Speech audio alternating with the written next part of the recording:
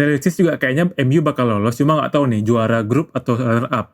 Mungkin kalau aku bilang sih satu lagi yang layak kayaknya Atalanta sih daripada Villarreal ya.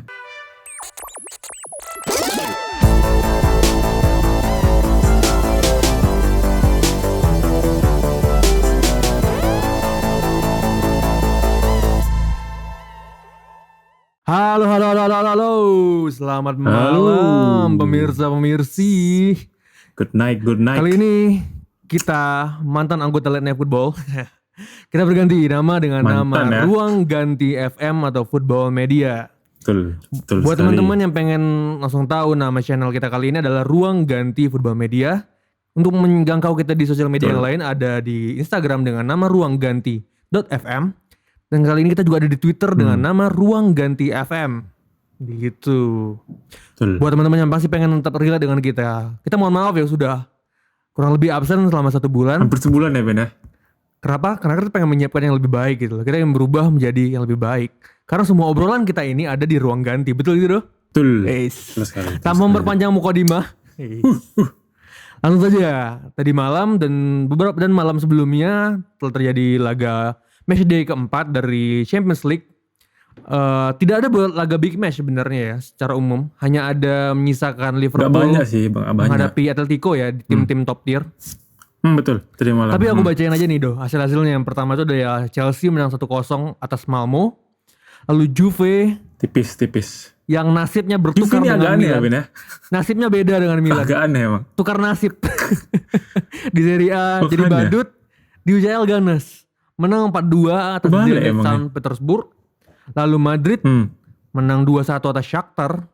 Lalu Ajax Amsterdam yang mendominasi di grup C 3-1 atas Dortmund. Lalu yang terakhir apa lagi Bayern Munchen.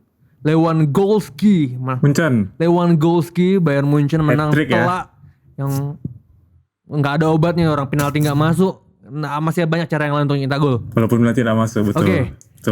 Dari beberapa laga yang kita sebutkan ini, ada yang perlu kau singgung-singgung sedikit nggak kira-kira? Apa ya? Aku lebih ke ini sih, suka. Aku udah sempat bilang kan waktu itu, kita sempat bahas lah di preview sebelumnya.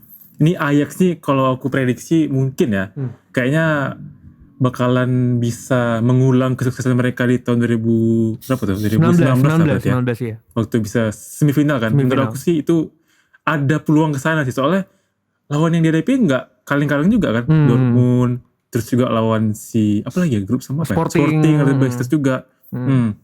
Jadi kalau aku bilang sih ini timnya juga udah matang juga gitu kan. Tadic yang semakin matang setiap tahunnya juga tambah Haller sekarang. Jadi kalau aku bilang sih emang layak menang juga sih emang tadi malam. Pemain kuncinya siapa sekarang menurut kau? Breakthrough-nya tahun ini. Aku Tadic sih Ben, kalau aku bilang Ben. Tadic sih. Pemain lama berarti ya? Pemain lama, cuma dia sekarang perannya lebih kelihatan aja gitu. Kemarin pun ketemu sama Van de Beek sama ya banyak pemain lagi lah. Cuma kalau aku bilang tahun ini emang tahunnya Tadic lebih bakal bersinar lagi lah menurut aku. Oke, Ajax. Ada lagi kira-kira? Ajax ya. Lewandowski mungkin sedikit ya Lewandowski. Aduh. Aku menyayangkan. Aku sebenarnya komen sih Ben. Aku menyayangkan seperti ini sih, maksudnya dia mencetak 4 gol, tapi spotlight tetap ke Mr. UCL. Iya, kayak mana Pin? Masalahnya ya dari performanya gara-gara apa? Apakah dia sekarang kontender Ballon d'Or menurut lo? Lewandowski? Iya. Lead kontendernya? Kontender 5 besar kali Pin ya. Kalau 3 besar kayaknya mungkin bisa, tapi ya masih 50-50 nih. Kalau aku yang pasti Messi kok masih masukin? Ya? Messi kok masih masukkan? Messi kok masih mau masukkan? Delusional memang delusional. Soalnya nih mungkin bakal pertimbangannya di Copa America kemarin sih Pin. Ya kan, top skor, top assist, juara. Mungkin pertimbangan dari jurnalis-jurnalis yang bakal ngevote ya itu paling. Oke.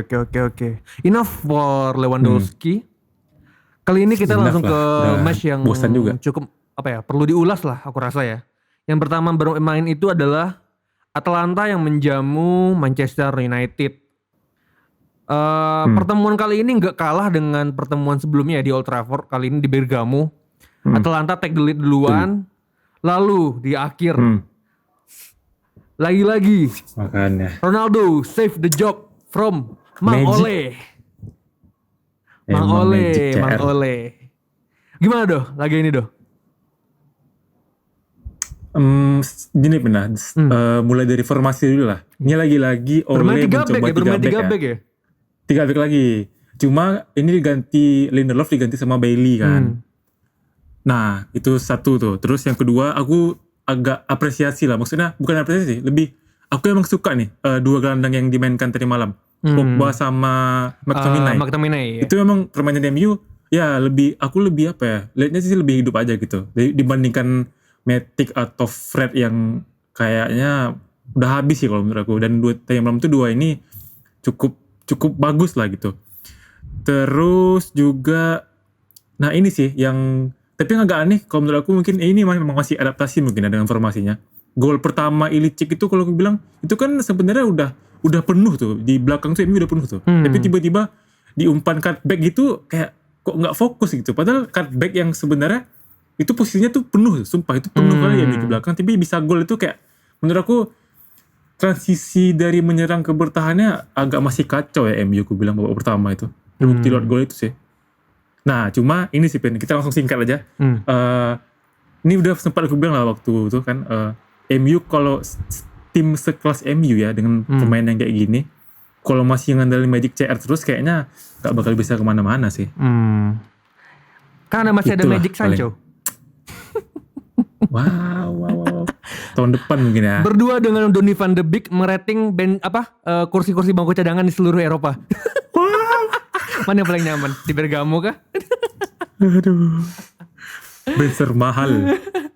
Oke, kalau dari aku malah formasi 3 back ini sama dengan Spurs itu membuat apa ya aku bilang ya?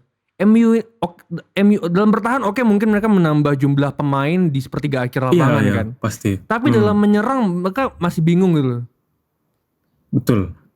Kayak mereka bermain wide, akhirnya Atalanta bermain dengan man to man yang artinya bagus, di mana bagus pergerakan pemain MU pasti ada pemain Atalanta nggak pernah kekurangan orang lah, nggak pernah 1 lawan 2, nggak pernah 2 lawan 3. Yang akhirnya selalu penuh deh. MU yang walaupun mereka ramai di tengah mencoba bermain menyerang, akhirnya ketutupan duluan karena Atalanta bermain man to man. Akhirnya MU terpaksa bingung kan akhirnya terpaksa umpan ke tengah lagi, umpan backward back lagi. Nggak ada outputnya dari serangannya mereka. Kecuali magicnya Ronaldo di akhir babak pertama dan babak kedua. Itu sih. Itulah yang gue bilang ya. Selalu. Yang aku selalu kritik cuma ini sih satu lagi apa tuh? Kalau aku sih yang selalu aku kritik itu, aku oke lah menyerang dengan formasi baru, it's okay. Tapi defense itu kan kunci kan. Pemain-pemain back termahal ini, Maguire, terus ada Bailey ini, nggak tahu kenapa masih layak main di MU. Itu kan positioning yang konyol kan. Yang gol Zapata yang sempat dianulir offside itu, yang sempat di VAR.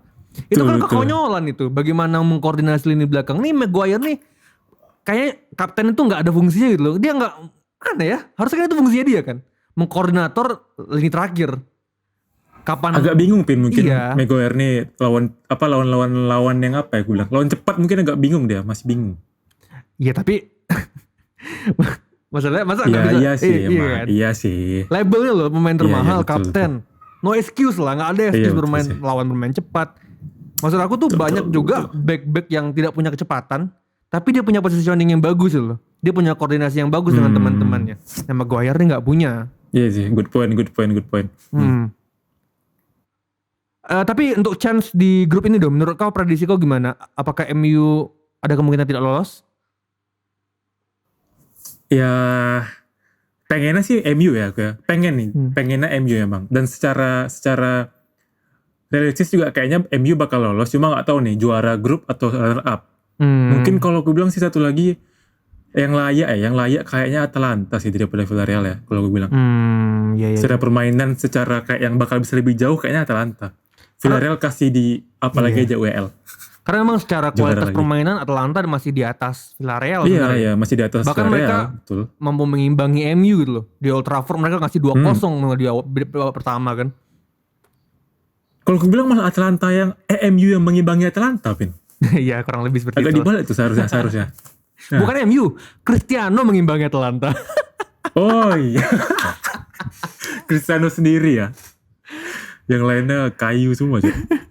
Tapi ini sih Pin yang hebat Pin, Atalanta dikit lagi nih Pin. Iya, yang hebatnya itu aku kayak salut kali sih sumpah, emang Atalanta nih emang kayaknya udah tahu gitu loh pemainnya tuh mau kemana tuh kayak udah ngerti gitu. Soalnya MU yang rapat kayak gitu aja, wancu Atalanta tuh masih lanjut semua gitu, masih bisa terobos semua. Yang aku salut itu permainan mereka nih fluid kan, mereka nggak maintain formation gitu. Itu dia. Pemain mereka bebas mana-mana, tapi nggak pernah ada kecolongan. Oke lah ada. Nggak pernah ada kecolongan, betul. Tapi masih bisa diantisipasi lah, karena golnya yang terjadi kan juga gol yang out of nowhere kan, tiba-tiba aja gitu bola sampai Ronaldo. Gol magic emang, gol magic.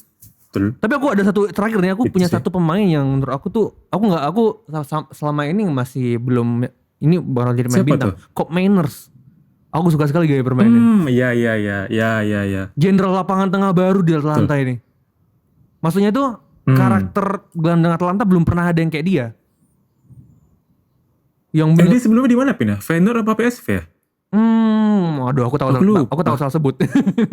Di Fatal. Jangan. Ya, yang pasti dia kapten di kapten di Eredivisie. Lupa ya. Maksudnya kita bakal lihat lah Kob Mainersnya bakal sejauh mana dia tumbuhnya. Oke, ini for Atalanta nih. Betul, kita ada laga berikutnya yang tidak kalah seru dari grup B. Liverpool menjamu Atletico Madrid. Skor dimenangkan oleh Liverpool telak, yang membuat persaingan di grup B menyisakan Milan, Porto, dan Atletico. Liverpool sudah mencuri tiket duluan. Milan masih kau masuk kan, Ben? Serius nih? Secara matematis. Oh iya. Ya masih secara bisa sih sebenarnya. Cuma Oke, gimana doh Liverpool menghadapi Atletico doh? Ini sebenarnya agak menarik nih. Game ini soalnya aku awal kali sebelum game mulai ya, sebelum dibunyikan tuh aku mikirnya ini bakalan ngantuk nih paling babak pertama. Tapi ternyata 10 menit awal aja tuh kayaknya ternyata game bakal seru nih. Kayak soalnya meskipun Liverpool bisa megang bola, mendominasi permainan, cuma Atletico ini beberapa kali berbahaya juga gitu peluang-peluang yang didapatkan. 10 menit pertama ya, terlepas dari habis itu gol 2-0 dan kartu merah, tapi Atletico babak pertama masih bisa ngembangin gitu loh, masih bisa kayak walaupun Liverpool terus mendominasi, tapi counter attack yang dilakukan oleh Atletico ini masih, kalau gue bilang masih cukup efektif gitu. Cuma babak kedua mungkin memang faktor stamina ya, jadi dengan kartu merah itu ya, 10 pemain. Ya udah habis game. Dan juga 10 pemain kan. Betul ya, kartu merah itu ya habis. Cukup kontroversi sih kartu merahnya ya, Felipe. Karena tidak dalam posisi berbahaya kan, tidak pemain terakhir di dalam menyerang, tapi kartu merah red strike. Cuma itu kayak sengaja gak sih, Pin? Iya sih, ada intentional kan di sana. Sengaja disandung kan? Sengaja untuk tapi tetap kontroversial sih, maksudnya dalam posisi fase bermain itu biasanya kuning kan. Kecuali dia ada di pemain terakhir. Iya sih, betul. Tapi kalau kamu lihat gimana, Pin? Babak pertama, babak kedua, Pin? Kalau aku ini sih, maksudnya tuh Atletico sebenarnya nggak bermain buruk ya. Mereka bermain rapi sebenarnya, cukup rapi. Iya, rapi sebenarnya. Maksudnya tuh mereka mereka bermain bertahan pasif, mencoba melihat menutup rapat inilah peluang Liverpool bermain umpan pendek. Pasti kan. Atletico. Tapi Liverpool ini punya 1001 solusi ya kan kita bilang. Menurut aku tuh Liverpool ini salah satu tim yang mungkin drill latihannya paling banyak ya aku bilang. Kan mereka variatif sekali permainannya. Gol pertama gitu loh, Jota. Maksudnya itu kan out of nowhere itu terlihat itu kemampuan positioning. Itu dilatih pasti kan. Karena Jota juga bukan pemain yang jangkung, bukan target man, tapi bisa ada, dia tahu kemana bola datang gitu. Tahu bola datang tuh, crossing yang kita bilang itu makanan defendernya Atletico sebenarnya kan, bermain-main udara. Atletico juga nggak nyangka kan kalau aku tengok golnya. Begitu kan juga gol kedua, gol dari Sadio Mane gitu. Lagi-lagi pergerakan tak gitu yang akhirnya Atletico nggak punya kesempatan untuk merespon. Iya, good point betul. Aku bilang kayaknya Liverpoolnya salah satu tim terbaik atau salah satu terbaik lah kalau tidak, dengan opsi menyerang paling banyak gitu loh. Mereka nggak pernah kehabisan opsi. Dan mereka pantas banget mesti menang di laga ini. Tapi menurut kau gimana? Ada lagi tambahan? Apa ya? Kayaknya enggak sih, aku pengen lebih ke nyorotin menurut kau aja lah, menurut kau Atletico atau Porto? Aku nggak tahu ya secara bermain atraktif sebenarnya Porto bermain atraktif ya.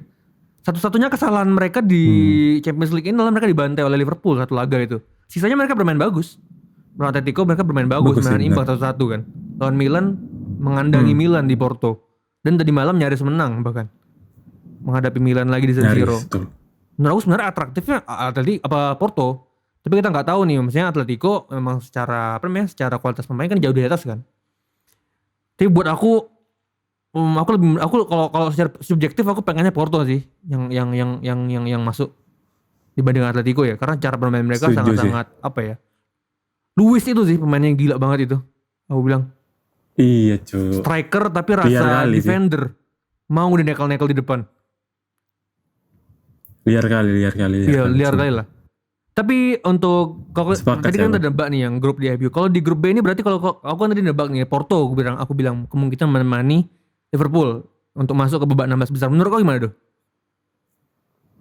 Ya gimana Pin ya? Sebenarnya secara mental harusnya Liverpool Atletico ya yang lebih siap. Yang kemungkinan bakal melenggang lebih jauh kayaknya dua tim itu. Cuma kalau secara realistis yang sekarang terjadi kayaknya emang Porto lebih bagus daripada Atletico ya. Aku sepakat sama kau sih. Iya kan? Sepakat sama kau sih. Iya kan?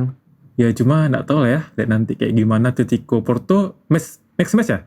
Apa game terakhir? Lupa aku. Masih lawan Liverpool kan? Masih ada permainan lawan Liverpool nanti. Oh iya betul.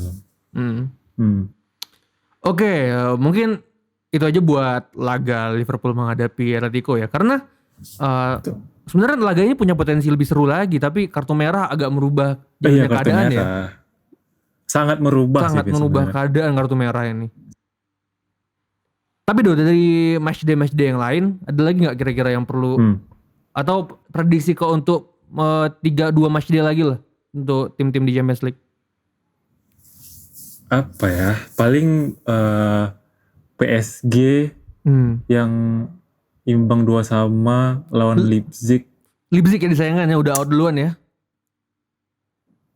Nah, gimana Pin ya? Sebenarnya kita udah tahu juga kan bakalan City sama PSG lah. Cuma aku gak nyangka aja ternyata Leipzig kok selemah itu gitu. Aku kira bakal bisa memberikan perlawanan, mungkin bakal bisa menang, nyuri 3 poin lah antara di City atau di PSG. Cuma ternyata ya bisa jadi bulan-bulanan kan. Oke. Ya sejauh ini sih kayaknya yang seru cuma grup B aja ya Pin ya. Sisanya kayaknya merata 2 tim unggulan tuh udah ada gitu loh. Kayak di City, PSG, Juve, Chelsea ya kan. Yang cuma 4 tim yang masih bisa survive, yang masih bisa ngelawan gitu ya cuma grup B aja sih yang paling seru ya. Oke. Grup of death lah. Oke. Kalau begitu, kalau tidak ada lagi yang perlu dibahas di matchday ini, kita cukupkan, kita wrap up untuk episode kali ini. Ini adalah pertanda kita comeback sebagai Ruang Ganti FM. Jangan lupa teman-teman juga untuk pengen mendukung kita bikin konten terus kayak gini, pengen kita bikin analisis yang lebih menarik lagi, jangan lupa follow kita. Jangan lupa follow kita di ruangganti.fm dan Ruang Ganti FM di Twitter. Lalu jangan lupa klik tombol like dan subscribe untuk terus memberikan apresiasi untuk apa yang kita buat. Sampai jumpa di kesempatan berikutnya. Ciao.